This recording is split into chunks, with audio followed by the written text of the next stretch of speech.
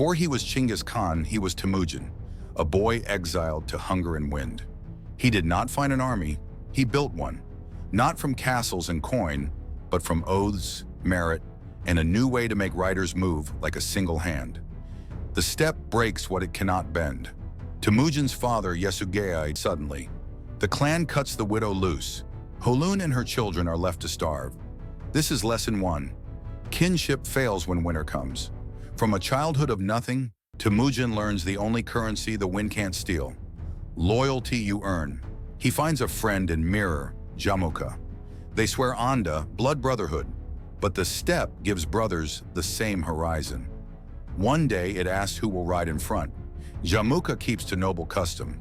Temujin gathers the dispossessed, men with no good past who want a better future. The oath cracks. A war line appears. Temujin marries Berta. The Merkits sweep in and steal the bride, a feud born of old blood. Temujin does not surrender to fate. He does something new. He builds a coalition. With help from Togrul and Jamuka, he strikes the Merkits and wins Berta back. Lesson 2. Alliances are tools, not heirlooms. Allies become rivals.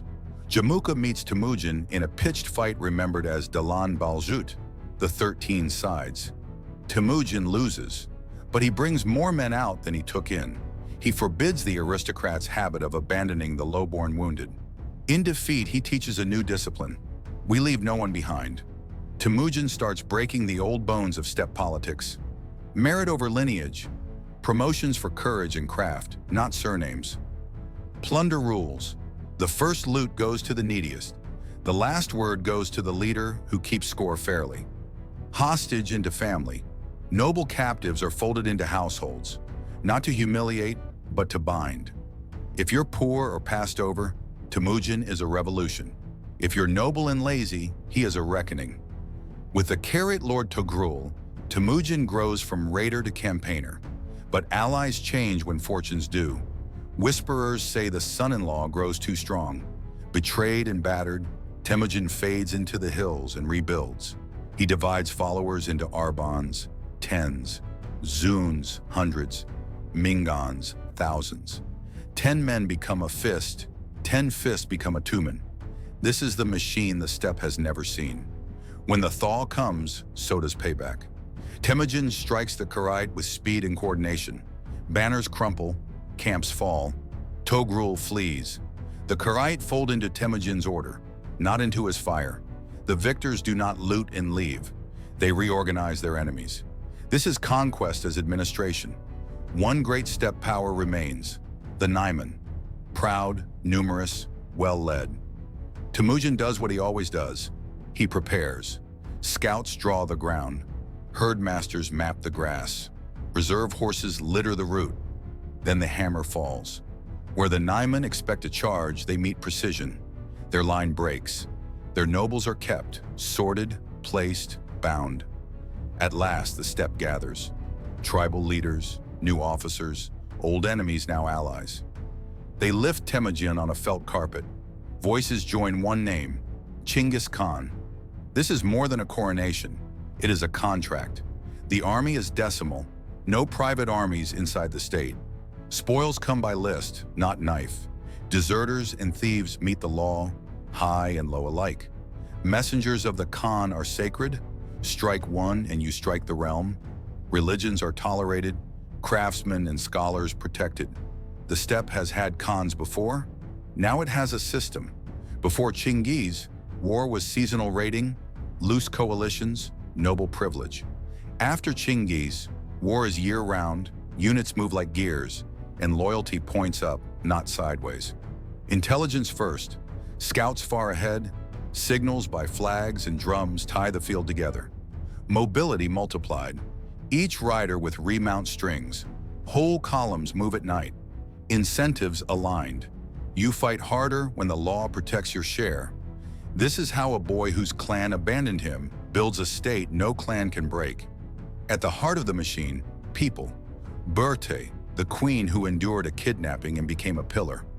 Holun, the mother who taught the first lesson, work or starve. Young commanders, Subutai, a blacksmith's son, JB, once an enemy archer, pulled up by merit. Chinggis's true weapon is not fear. It is the promise that talent rises. Across these grasses lie walls to test, rivers to cross, cities that think cavalry can't climb. Chinggis has given his riders structure, law, and a reason to believe. What happens next will change the map of Eurasia. In the next episode, Walls of the North, nomads learn siegecraft, mountains become doors, and a capital trembles. Until then, hold the line. The wind whips through the gears, carrying the scent of mare's milk and ambition. Temujin, now Genghis Khan, stands on the precipice of an empire, but the steppe is only the beginning. His vision extends beyond the horizon to the settled lands, the walled cities, and the vast ancient kingdoms that have always seen the nomads as a temporary menace, a fleeting storm. Lesson 3. The world is wider than the steppe, and its rules are different. For generations, the settled empires to the south and west, the Jin Dynasty, the Khwārazmian Empire, have viewed the steppe as a wild periphery, a source of occasional raiders and exotic goods. They built walls not to conquer, but to contain. They believed in the power of stone, not the fluidity of horse and bow. This fundamental difference in perspective will be their undoing. Genghis Khan understands walls. He understands their strength, but more importantly, their weaknesses. A wall is a boundary, yes, but it is also a target, a fixed point against which the mobile power of his army can be brought to bear. His strategy is not merely to overcome walls, but to absorb their power, to turn the very tools of civilization against themselves. He will need engineers, siege specialists, and new ways of thinking. His riders, accustomed to open warfare, will have to adapt, to learn the slow, grinding patience of siegecraft. The first great test of this new doctrine will come against the Jin Dynasty. The Jin, a powerful and sophisticated empire, had long exacted tribute from the nomadic tribes. They held a deep-seated contempt for the barbarians of the steppe, a contempt born of centuries of perceived superiority. Chinggis remembers the humiliations, the demands for tribute, the arrogant envoys. This is not just about conquest. It is about rewriting the narrative, about proving that true power comes not from inherited titles or ancient cities, but from earned loyalty and an unbreakable will. His army, now a unified machine, is poised. The intelligence network, honed during his rise to power, is in full swing. Scouts report on the Jin defenses, the strength of their garrisons, the layout of their cities. Mapmakers, a new breed of scholar servant, meticulously chart the terrain.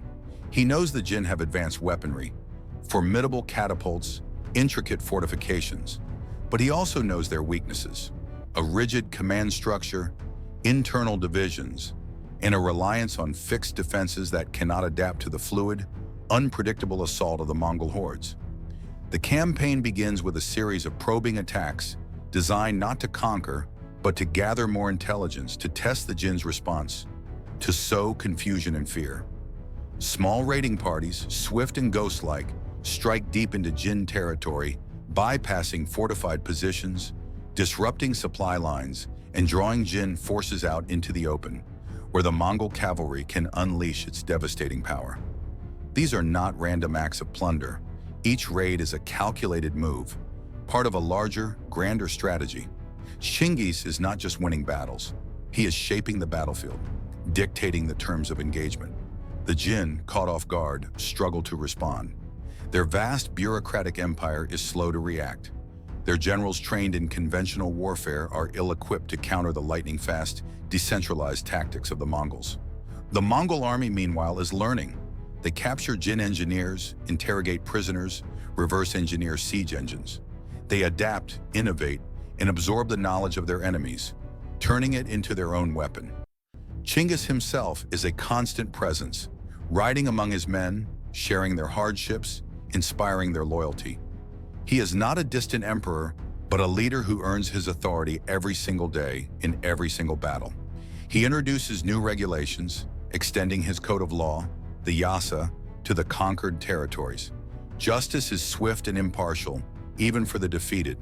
This surprisingly earns him the respect of some of the conquered peoples who had suffered under corrupt or tyrannical Jin rule. The Mongols learned to build siege towers, to undermine walls, to construct massive catapults that hurl stones and flaming naphtha into enemy cities.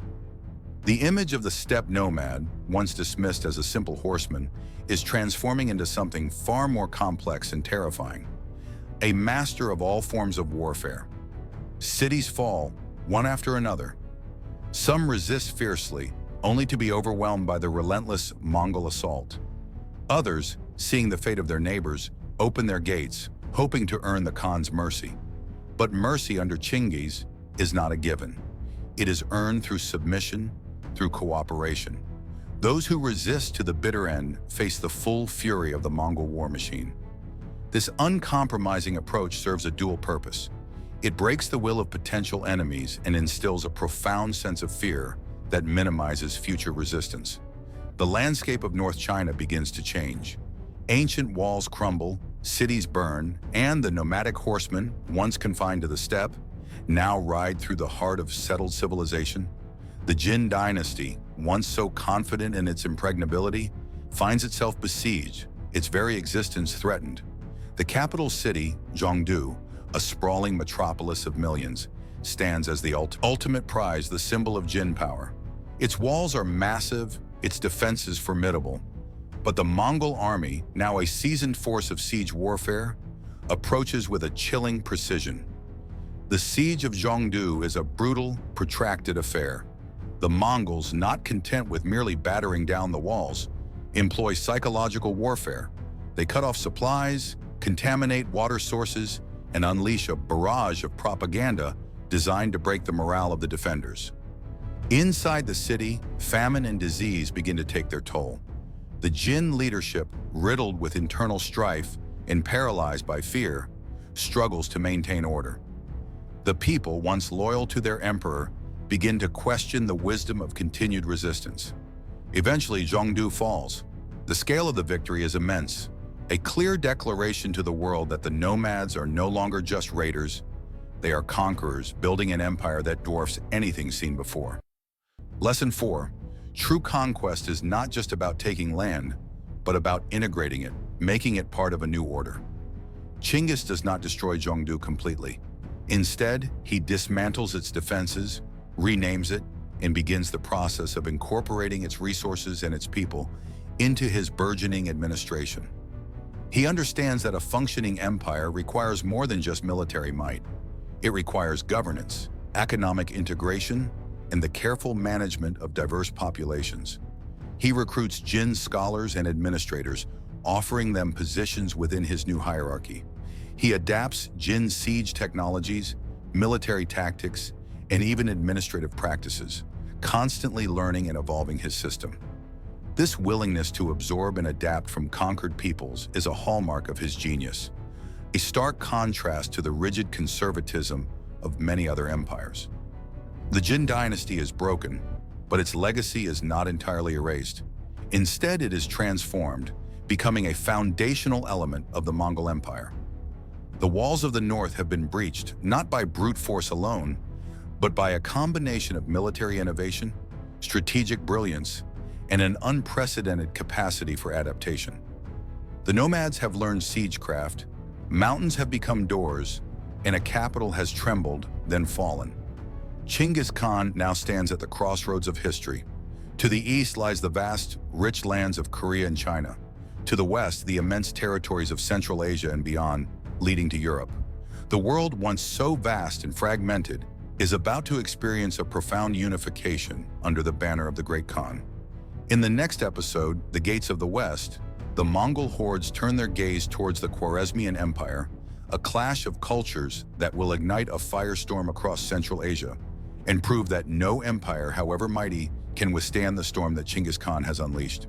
Until then, hold the line.